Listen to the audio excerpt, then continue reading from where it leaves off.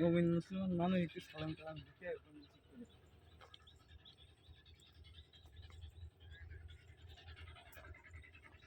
কেমন আছেন? আমরা এখন আছি সুন্দরবনের অপোজিটে। এই যে দেখা যাচ্ছে উপরে হচ্ছে সুন্দরবন আর এপারে হচ্ছে আমরা আছি।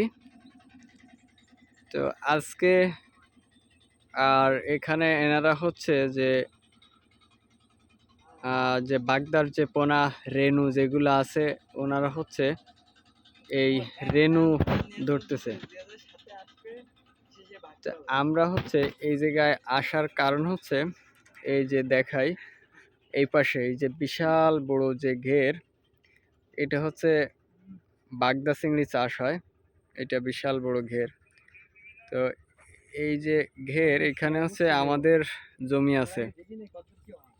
তো এই জমিতে হচ্ছে